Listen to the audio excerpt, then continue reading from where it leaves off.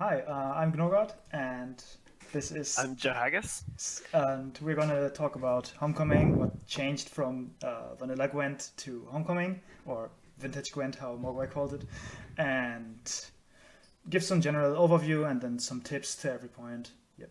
Johaggis will start with the overview. Yeah, so I think sort of the first thing to really get into when it comes to Homecoming is that all the old ways of trying to interpret Gwent as like, oh, this archetype became X or this card was viable and how has this changed is kind of the wrong way to go about it. You really need to think of Homecoming as its own beast. And to talk about, oh, they made X archetype different, or my roommate literally asked me, "Oh, did this card change?" The answer is probably yes. So it's really important to start out with Homecoming thinking of it as like, okay, everything is should be viewed not in terms of previous Gwent, but in terms of its of really like what we have to deal with now. So the first things that I want to talk about are things relating to more like the deck building side before we get into gameplay, and then some more final like strategy and tips and whatnot. So the first thing to talk about, I think, especially when it comes to deck building, is provisions. And in my opinion, this is the biggest change in Homecoming, which is perhaps a sweeping claim, but I think it's true. So provisions change everything. They change deck building, they change the in-game trades you make, they change archetype viability. Everything sort of revolves around provisions in some way.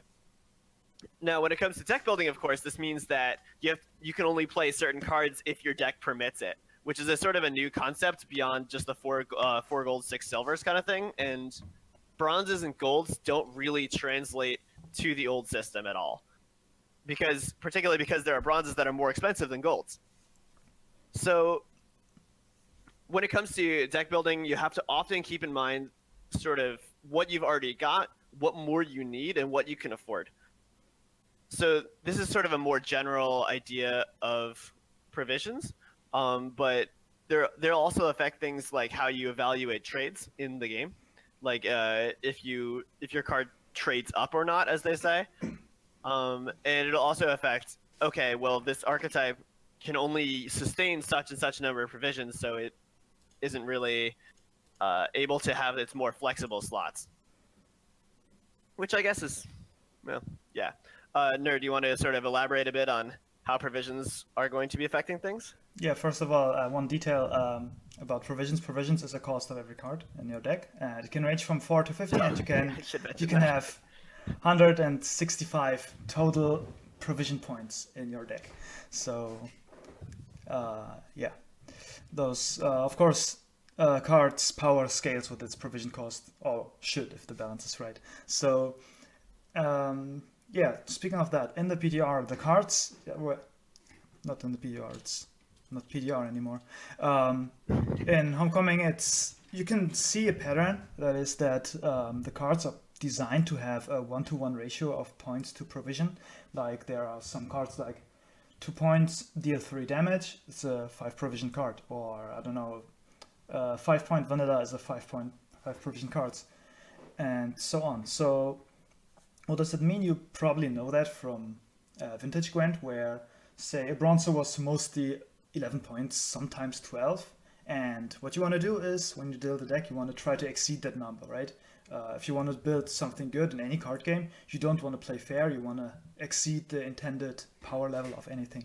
So when deck building, try to exceed the points per provision ratio of 1. One example for that is, I think, Panther of Squirtle is a 5 provision card that has 3 DL3, so that's exceeding it by 1. There's a condition, but I don't want to go into that right now. Just wanted to say this is, for example, a good card right now. So you have a range of 4 to 15. You would probably think, okay, I don't want to have too many 4-point cards in my deck because those are weak cards and I want to draw them. But the number of 4s actually is important in your deck because those allow you to have stronger cards in your deck, and you also have mulligans. So if you don't have too many masters, you can just mulligan a 4 and it was like you never drew it, right? So you have a bad card, but you don't actually have to play it. So you actually want to have a certain number of 4-point cards in your deck. I think I made a rule of thumb for that with Swim. It was like, I think for 1 mulligan leader it's 3 to 4, for 2 mulligan leader it's like 5 to 6, and for 3 mulligan it's 7 to 8 4-point cards. Of course, you have other mulligan targets, so keep that in mind. All right, Joe, Yeah. you want to continue?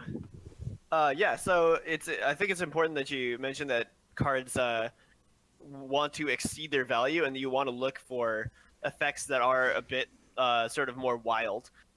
So certainly there are going to be a lot of good consistent cards, but if you want to avoid playing fair, there are always sort of big splashy effects that you probably want to keep an eye on. That doesn't mean play them, but sort of have them in mind. These are things like, I know Gnurr is a big fan of Lippy, as I Best think card the in the channel game. was at some point changed to the Temple of Lippy.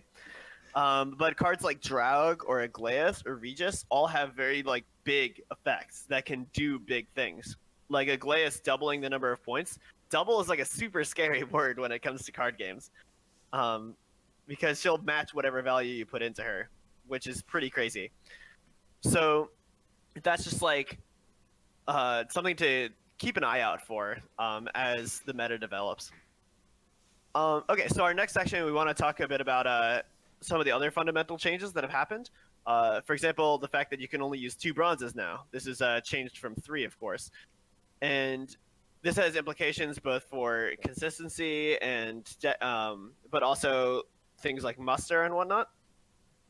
So yeah, the 2 bronzes thing is basically just you can't pick 5 bronzes that you just fill 3 of and call your deck complete. Then some of the other, I think that's like a pretty straightforward point, so I'm just going to keep moving.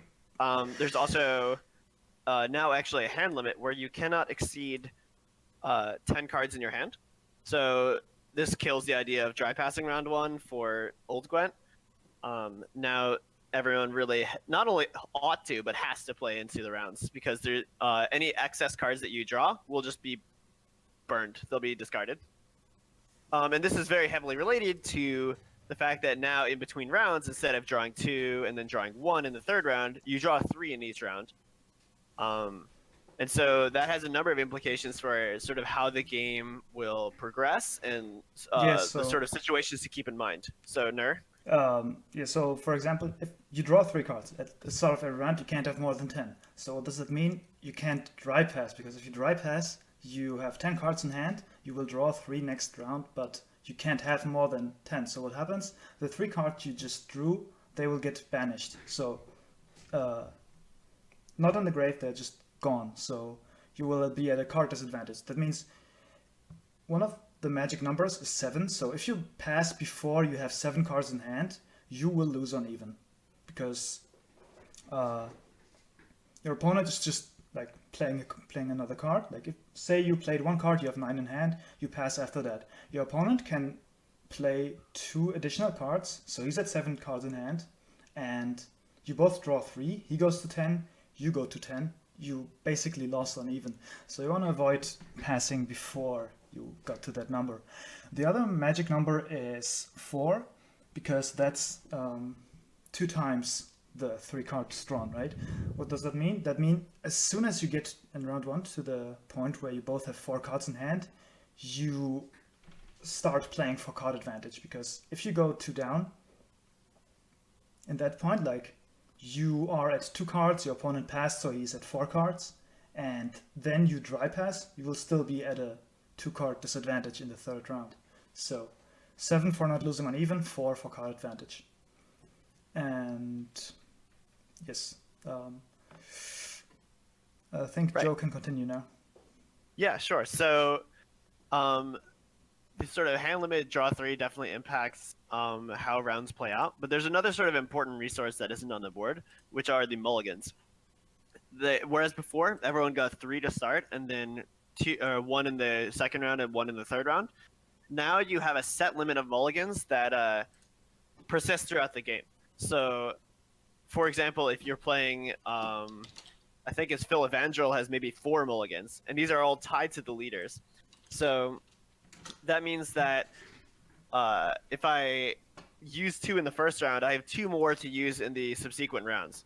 In addition, the person who goes first gets 1 more mulligan. So if I were going first as Phil Evangel, I would have 5. But these are certainly something to be maintained, and like are pretty valuable things. So I was trying to play a bit of Consume yesterday using Arrakis Queen, and the fact that you only get 1 mulligan can make playing very hard because there really isn't a lot of flexibility in how your hand ends up being set up. So yeah, mulligans now I think are very important as a not only like a balancing tool, but just as a resource to think about and keep track of over the game. But Gnurr, Yeah. you want to elaborate? So the thing about mulligans is like mulligans was taken for granted right now. We use them to empower our like master cards most of the time in old Gwent. But now it's because of the provision, how the provision system works. You're basically trading a card for another one. So if you trade a bad card, like a 4 provision card, you are likely to get a better one. So you actually gain points out of mulliganing. If anyone's interested, I can give them the math, but I don't think most of you are. So I'm just going to skip that part here.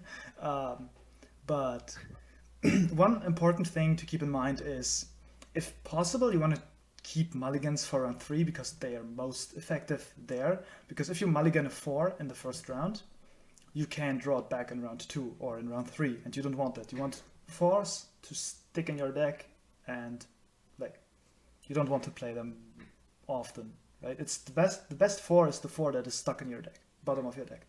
So yeah, try to keep mulligans for round 2, most value. So what does that mean? If you won round 1 and you intend to dry pass round 2 because your long round is better, for example, there's no need to mulligan round 2, right? Because you're just gonna throw cards back, you dry pass, you draw more cards, and then you mulligan again with the risk of drawing the cards you mulliganed again. Yep. Yeah. So I was just asked a question in the Gwent channel asking if blacklisting still works, and as far as I know, blacklisting no longer exists. So like if you kick a copy of something, you could draw the other copy of it instantly. That being said, you cannot draw the literal card that you just mulliganed. That gets sort of put off to the side and then shuffled back in your deck afterwards. So it's not like you can't just like cycle through Roach and your 3rd Witcher or whatever throughout the mulligan cycle, but you can like kicking one of your Blue Stripes commandos or something can draw you the other one. Okay, so let's move into one of our other sort of most noticeable changes to the game, which is the fact that now there are only 2 rows. Of course, there were 3 in Old Gwent, but they've removed the siege row and changed a lot about how rows work.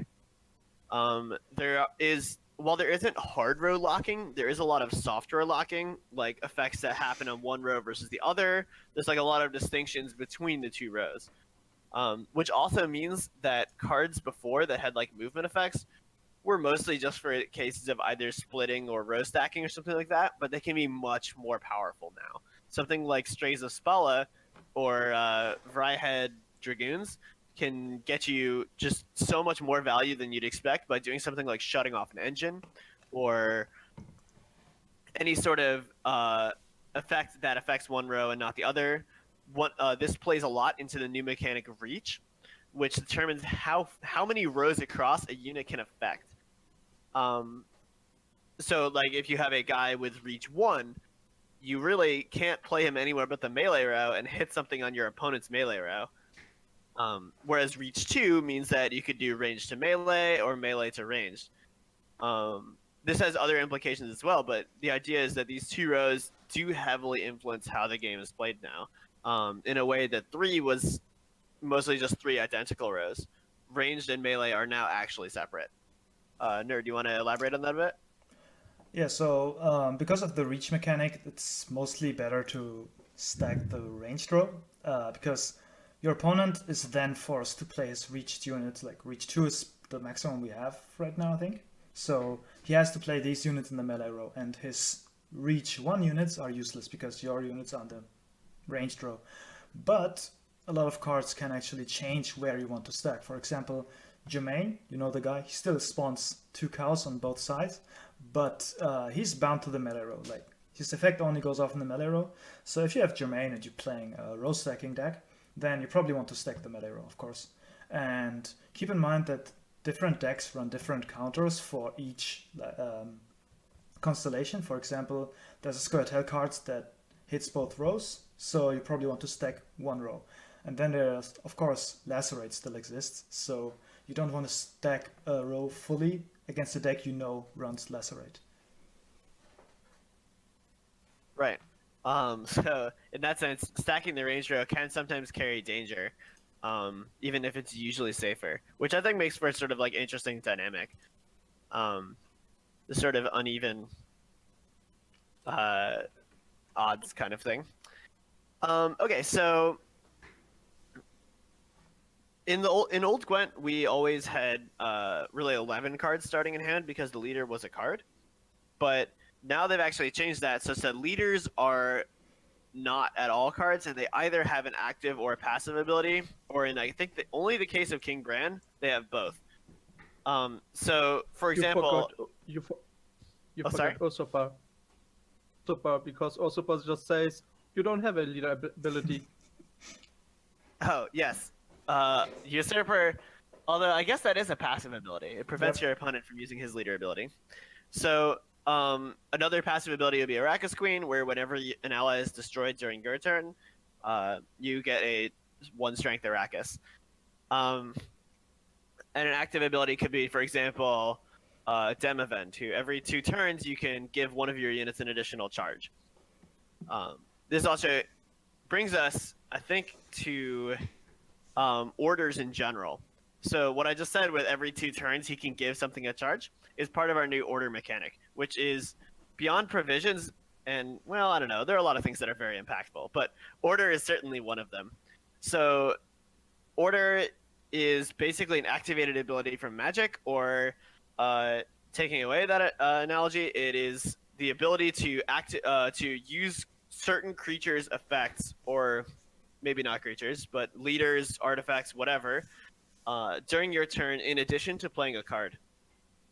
Now, orders can be set up in a number of ways. They can have cooldowns, they could be one-time effects, they could have a certain number of uses called charges, and they play out in a number of different ways. So there's also... So just to give you like an example of an order, for example.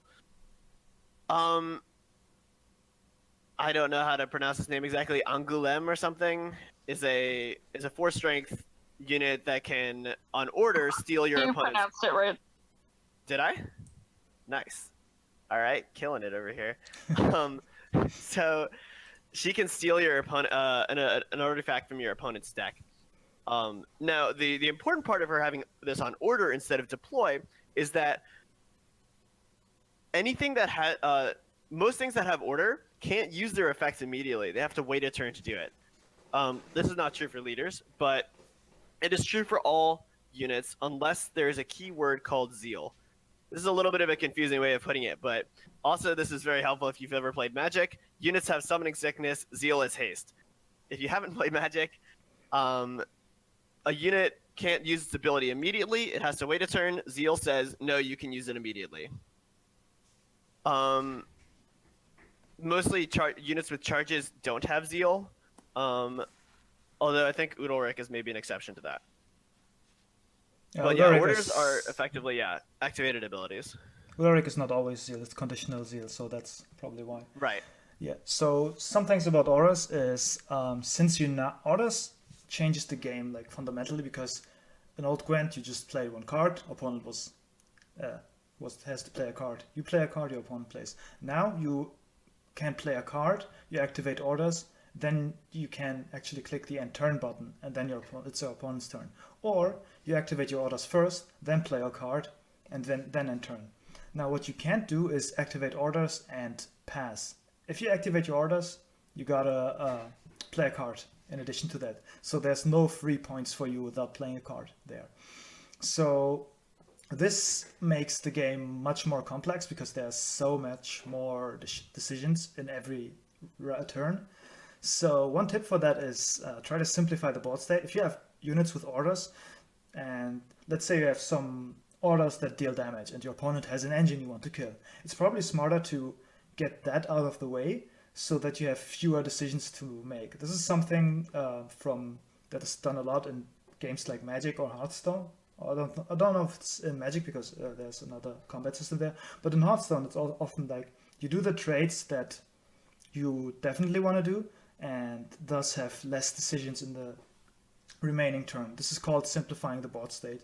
So you just take away a lot of decisions and the field is much more clearer to you because there's less orders to activate. And another thing is, for these orders, try to recognize setups of your opponent. For example, very easy setup, Avalach is an order that says make a unit immune. So if your opponent drops Avalach, can't use its ability, next turn he can. What is he going to do next turn? He's probably going to play a key card and make it immune. So try to recognize that and plan ahead. Yeah.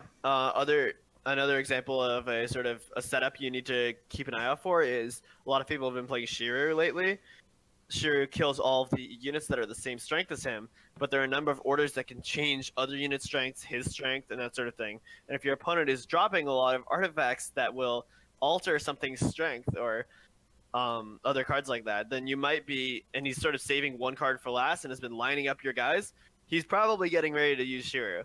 So as for how well you can play around that, I guess that depends on your hand. But these sorts of 30-point plays or something always have some sort of foreshadowing, some sort of warning. The same could be said of things like Draug or Lippy or Regis.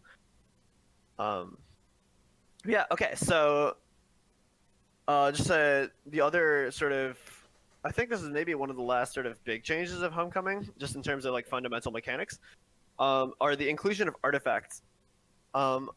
Artifacts are a new card type that do they count as a special card? I think they do. No, they don't. It's just a new card. No unit. No, okay, so it's not a unit, not a spell. It's an artifact. Right. Okay, so artifacts are another kind of card that stay on the board. They aren't single use or whatnot, but they're also not units. And this is important because they aren't targetable and destroyable by sort of conventional means. Now, the reason you might be seeing a lot of artifacts is because they're kind of hard to interact with. You can't lock them, you can't damage them to get rid of them, and they often have some sort of persistent, strong effect. For example, a Mastercrafted Spear is every turn you get to deal 1 damage to something. It's an order with a cooldown of 1, and it has Zeal, so it gets to do it immediately, as most artifacts do. What this means is that over the course, if you played out all 10 cards in your hand, this is a 10 strength card for 5 provisions, which is a damn good rate. So that's part of why artifacts have been so key. They're hard to interact with. They're generally good, consistent value, and that means that there are a number of cards in the game that specifically have to destroy artifacts. And there's sort of a question of how many you should include in your deck. But there's a number of considerations that go around how many artifacts you expect to see played against you and how many artifacts you're planning to play.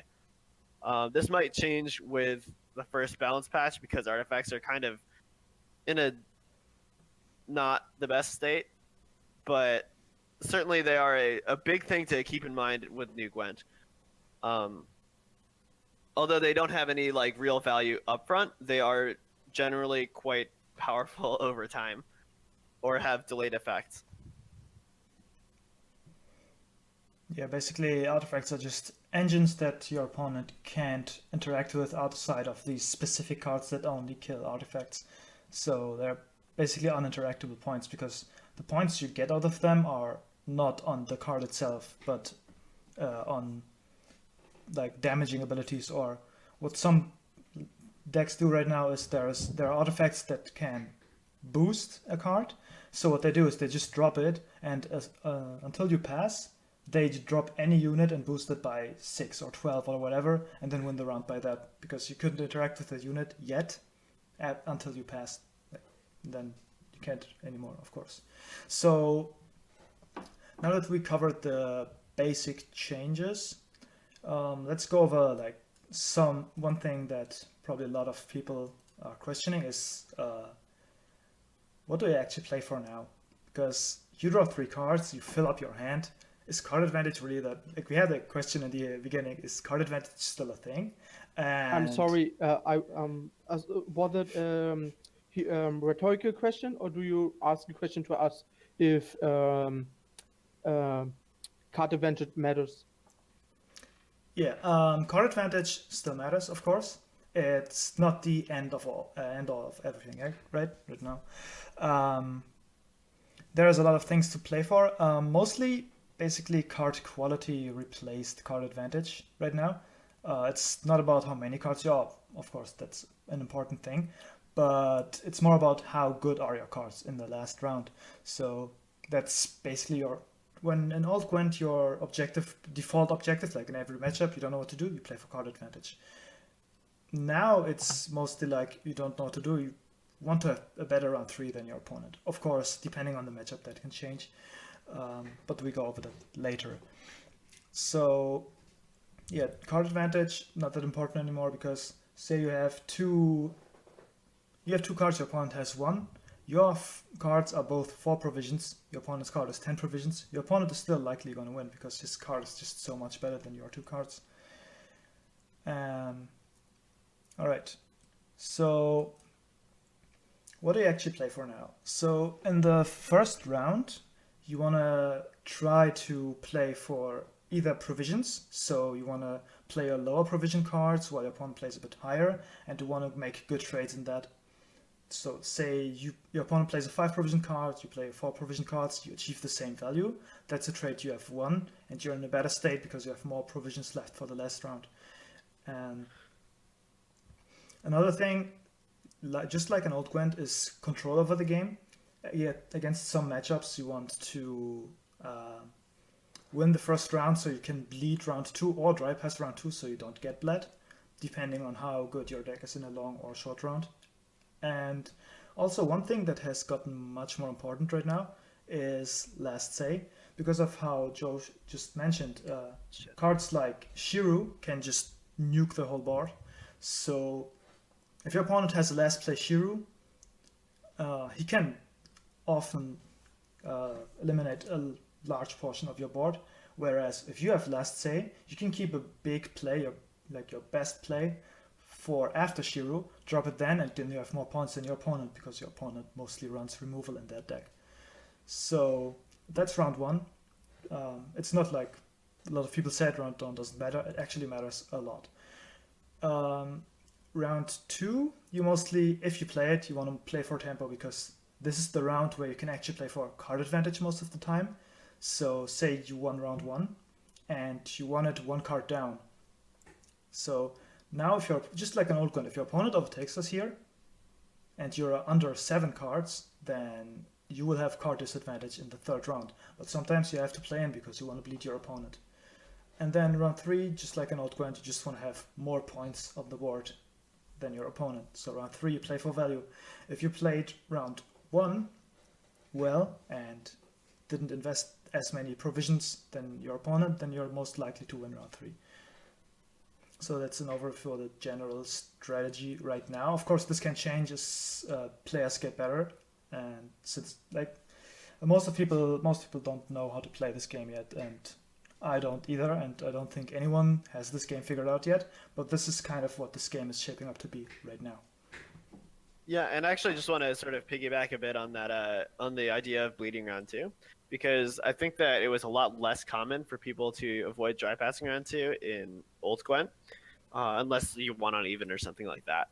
But bleeding in round 2 has become a lot more viable, perhaps in part because of what Gnurr was talking about with having card quality over card advantage. And the fact is that you can get a lot out of bleeding someone without really screwing yourself over for the 3rd round. Now, for example, an example I have in mind is that if your opponent is playing a Phil Evangel deck, right? Phil Evangel's order is that once per game he gets to buff all of the units in his hand by 1. Now, you can put your opponent in a really awkward position by pushing hard in round 2 and making them unsure of when they're supposed to use Phil Evangel to get max value, because they really want to get all of those points for round 3, but that means that they would be holding it for round 2, and if you go too far into round 2, then they're missing out on value and only going to get maybe 5 points instead of 10. So that's just like a very sort of basic example of how bleeding can be very effective in a way that it never could in old Gwent. And one big tip for bleeding is if you right-click your opponent, you can actually see how many mulligans they used. So from that, you can infer how good their hand is, right?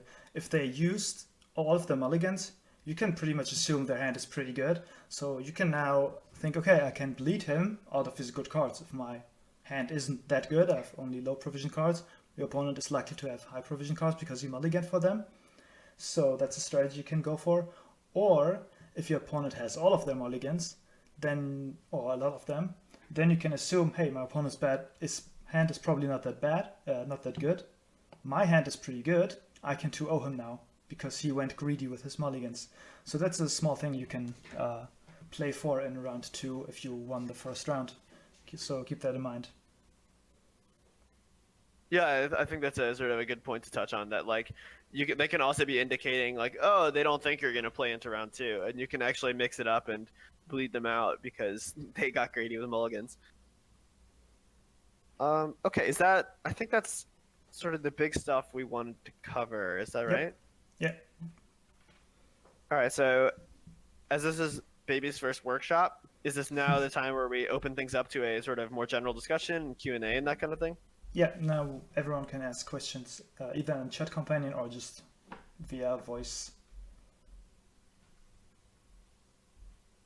I saw someone typing in chat companion a second ago, but it seems they've stopped. Alas. So, hit us.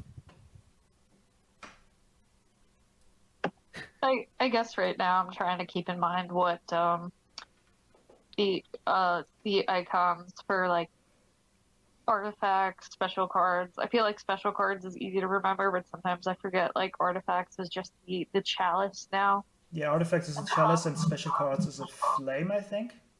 Yeah, that's Okay. right. A special card has a flame in the Yeah. top corner. I mean, and it's easy for me to remember the special cards, but sometimes I forget the artifacts Yeah. or like the chalice icon means like artifact and trying to see which ones are like the best artifacts to use that everyone's using Sahil. Yeah, Sahil is kind of bonkers right now. Yeah, Yeah. so Sarah asks, when do you use Philavandrel in round 2? When you have less than 7 in hand and the opponent isn't stopping. So that's a good question because 7 is the point where the opponent can't stop. Like round 2, you always play 7 cards in hand because otherwise you would burn cards. And so that's a read you have to make. If you read that your opponent is going to 2-0 you, then you probably want to use Philavandrel in round 2.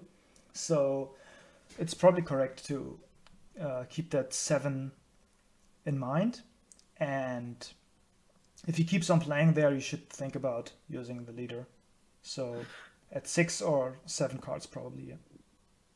Yeah, I Are think there Sorry, go on.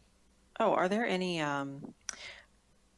common, well, maybe not common, but lesser known cards to watch out for that new players wouldn't think about in Homecoming that you kind of see more than others?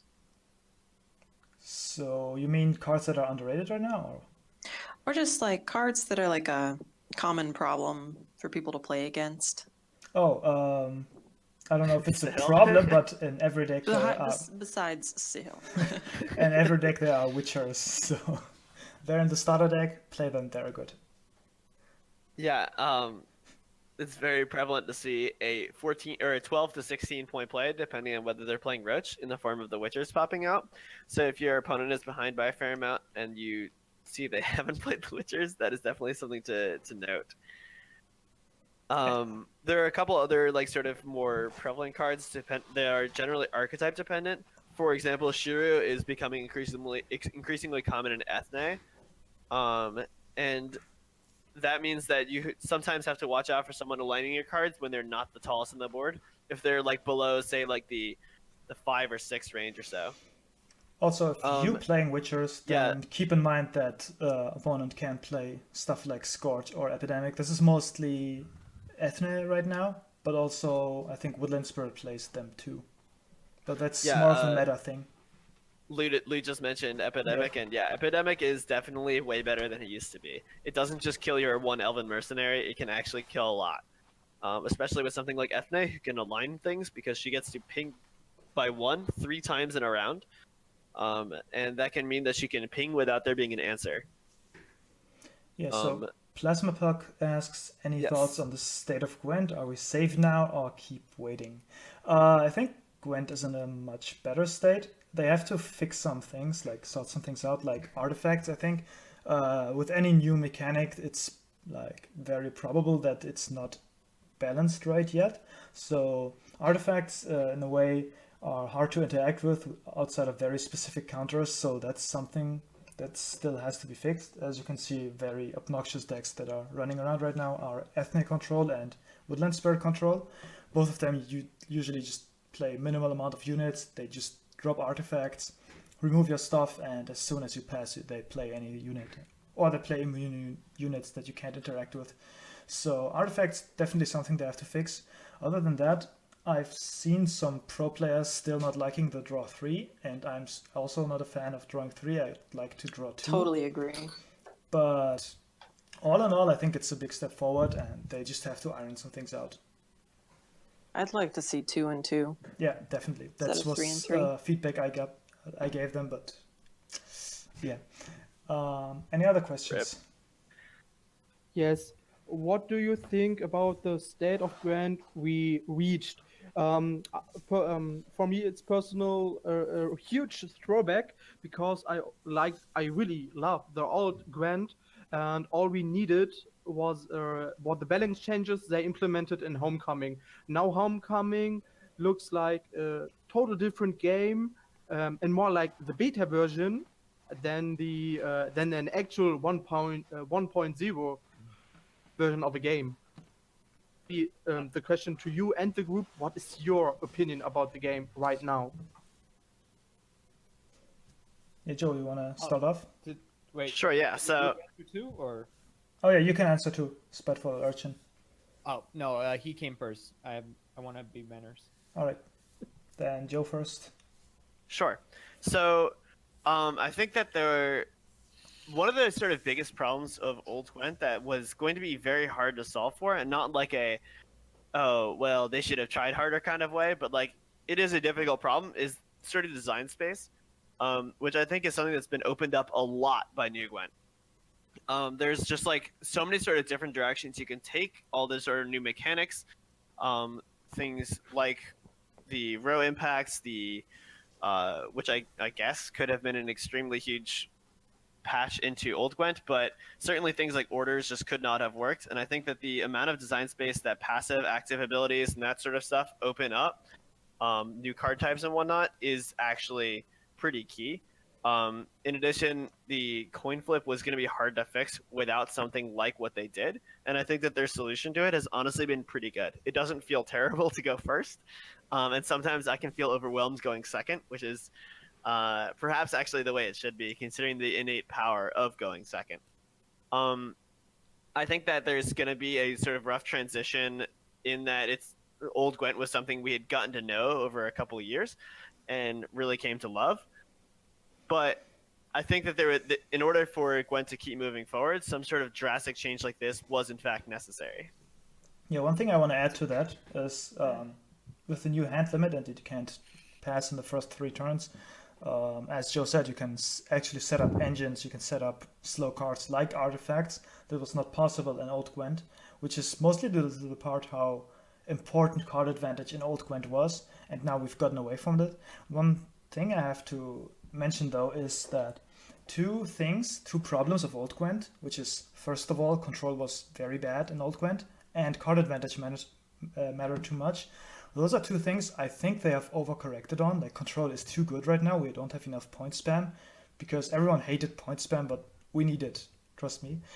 We need like 3 archetypes. We like need 3. veterans. We need. I fully have to agree with you about that. There was just since the start of Gwent, beta Gwent, there was one deck I played. It was the slave infantry Nilfgaard token deck. This was the only deck I could win with -3 cards, and it was just mind blowing if you don't clear the tokens. I really love the game mechanical changes. Now it feels really like 2 armies are fighting against each others, and the point difference is really you don't win 108 to 0, 10 or maybe. This really feels like, but the first impression was like, with the game, I don't like you anymore. Yeah.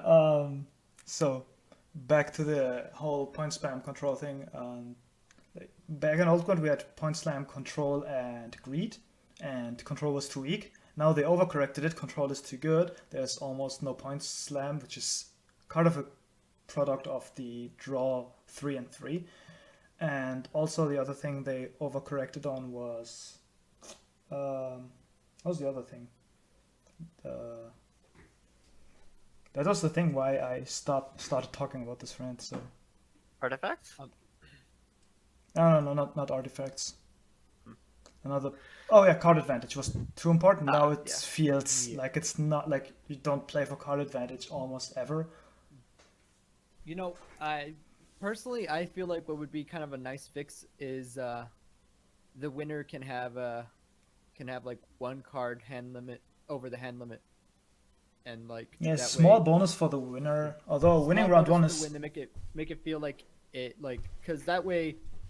See, my problem with old Gwent, and I know this, like, people say that it wasn't really a problem, but like it really is when you think about engines and such, is that there was a lot of the dry passing game, and to me it just seemed like, mechanically speaking, you know, you're essentially, whenever you dry pass, you're making a 3-round game where the whole point is to strategize and save up resources per match and win as with little as you can, you know, min-maxing.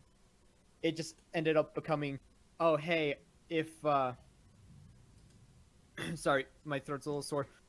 It just kind of seemed like, you know, with dry passing, you make a 3-round game into either a 2-round or a 1-round long game, and I feel like that's just kind of cheap in a way, because, you know, control's really good in a 1-round setting, and, you know, engine can be good too, but if you have a control style deck, you know, you're gonna end up losing. Yeah, the thing about If that that makes is any sense. If that makes any sense. I always viewed dry passing as sort of a tactical retreat, so I think it was fine in old Gwent. It was not like every matchup dry passed because of how one deck favored a long round over the other. So I think it was fine, and we kind of have something similar now in new Gwent where we don't have dry pass anymore, but now we have these. Okay, we are in a mirror. It's probably better to just play weak cards, and if your opponent overextend, you try to match them.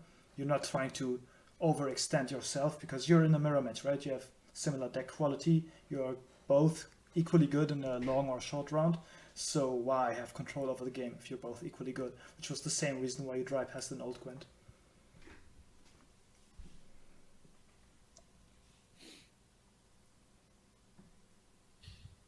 Any other questions? I have so many questions because I just want to talk with you and get opinions, but I already do a lot of talking in real life, so I want to listen to ours. I think about the whole tempo thing and passing thing. It's basically, old Gwent was a game about tempo and resource management, and I think Homecoming is also about resource management, but instead of tempo, it's more about like a board state evaluation. Like the board state is actually way more important than it was before. So in my opinion, the skill sets just changed around a little bit, but it's still there. It's just Row a different placement is actually important now. Yeah, it's true. Facts. Again, Yes, it's actually important again. I'm like, you know, old Gwent, which they, you know, when they made it, you could just go on any row, and it just doesn't really matter because the ability will like be there. And now Agile. now I suffer in games forgetting that nope, this ability is melee row only. I'm like, oh no, I keep Oh, thinking, yeah. I keep Also- making that mistake. Speaking of getting used to things, new player tip: the GG button does exist. Oh yeah, true. I know it's Just Not in so the center weird. anymore. Not in the center. Yeah, it's just under your opponent's name on the first end screen after a game. They should like change that. They should seriously change it back to like, hey, it's right here, front and center. Everyone can see it easily. This is why you play with a gamepad, because you just can press X. All right. Yeah, I mean- So like, I got speaking of so gotchas, console though, release. I imagine this is actually going to be a huge gotcha, which I feel like maybe we should have mentioned, which is there's a difference between summon, spawn, and play, right. and that you will This not is get your important, deploy please cover effects. Yeah, you will not get deploy effects if you summon a card instead of playing it. For example, I tried to use Caranthir to get a Glusty Warp into play. Did not realize that Caranthir used summon instead of play, and so it was just a 1-point guy. That's Now- really bad. Another Feels example Batman. is Jota. Jota is a 12-point card that damages itself by 6 on deploy, but with another card, Sigurdrifa, she summons a unit from grave. That means deploy effects do not trigger. That means Sigurdrifa just gets you a 12-point body on the board. So you can actually use that fact. Another for Nilfgaard players like myself, it's really nice if their opponent plays. I think it was the Imperial Golem. It hurts itself when it comes to play and just reveal the top card of the enemy deck. And I got this one out with oh god, what's the spy name? The Warquax? Controller. I played Controller, got his golem, and he just instant conceded, which I feel really bad for him because this was really not nice that he got screwed so hard. Yeah, true. Warquax and Tibor is also a common thing to do for similar reasons of just canceling into the battlefield effects or deploy effects, whatever they're called. Force does this as well. He kills a unit, and no matter what the unit does, if upon getting on the board, it doesn't use its deploy effects, so it's really cheesy. Yeah. So just always like keep an eye out for which things they play versus summon. Is it Siats? Kiats? Kits? I don't know, the yellow star guy. Asked the question. Xarhutas, I think it is, but I'm not sure. He's typing. But you mean the mage from Nilfgaard, right? No, we mean No, the no, guy no. in I'm the talking chat about the that yellow asked his star question. guy in chat. Whose name I'm not sure how it's said. Siats. Okay. Siats? Okay. So Siats has asked, how do you feel about weather? I believe it might be overlooked because of artifacts, but considering it has less removal, do you think it's currently underutilized? Probably. A lot of weather right now is actually only like just barely efficient or less good than other cards. The exception to this being Ragnarok. Siats. Ah, perfect. He's in a restaurant. Well, I appreciate you tuning in. So if you are playing Impenetrable Fog, I believe it's got an 8 provision cost, and it can tick for 4 turns for 2 damage, which would mean that it's a perfect 8/8, which is unfortunately just very fair, and there isn't a lot that interacts with weather. So it's just like, you can do it, it's fine, but if it's not cleared, it's only a delayed like full value. On the other hand, you have Rain, which also is 8 provisions and deals 2 units, like 1 damage to 2 units for 4 turns, so it's also 8 for 8. But it has synergy with Greatswords, which are the new X-Men, so they always buff when something gets damaged. So you actually get 16 for 8 if with 1 Greatsword. Another thing, of course, Ragnarok. It's the only weather that sticks for the whole round, unless it gets cleared. And I think it's a very strong card because weather clears are not very prevalent right now. So in my Lippy deck, I actually use Ragnarok as the main long round value card. And I think my friend Ordev got to 2,000, more than 2,500 FMR. I don't know I don't know what his Yeah, I peak mean- was. It was above that, in that range. So decent MMR with my deck. Is it underutilized? Probably. But it's just that I think a factor that most weather is just not really worth it. It's I basically think R&R Anivia and was trying to use Dragon Stream. Skellige Storm, which is a delayed lacerate, basically. Yeah. And he was using it with Sabrina Glevisig so that he could instantly proc it, which seems like a pretty solid use of it. However, you could also do that using just like an orders unit. So yeah, that was sort of, I guess, a kind of long answer to that. But certainly there are fewer weather clears. Silver Mage is no longer having 3 modes that one of them is weather clear. Makes a big difference. Although I suspect that Iris would, von Everett would start to see more play if weather became more prevalent. She has the dual abilities of either destroying an artifact or clearing weather effects. So we'll see. We'll see if it comes into the meta. Like Nur said earlier, no one really knows what they're doing yet. So there's still a lot of wiggle room. All right. Any more questions? Yes, I think it would be my last for this time. Alright. What do you think about the state of the leaders? I think some are pretty overpowered and overstated.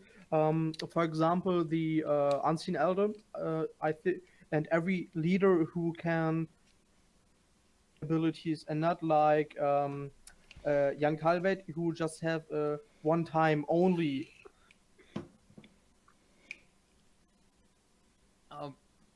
I think I'm not you a might have cut professional. out there. Yeah. I'm not a professional, but to me, like it kind of makes sense how the leader abilities operate. You know, you have your smaller ping characters that don't really care for the wrong length. Like for example, Ethne, she will always have 3 damage per round, guaranteed. Demaven, every 2 turns, he can give 1 charge to an order. Bruver is a little different in the sense that he has 3 charges, but it's flexible enough to where you could use it any round, maybe once or twice to escape weather or like to escape reach. And monsters, to me, it seems as though the what's it called, Arceus Queen doesn't seem to care for round length. Whereas, characters that only have 1 use activations, such as Eredin, Fivlanderel, Ada, Herald, it seems to me that those abilities are more so preferred in finishers, such as like round 3 usage, or like forcing a round 1 win.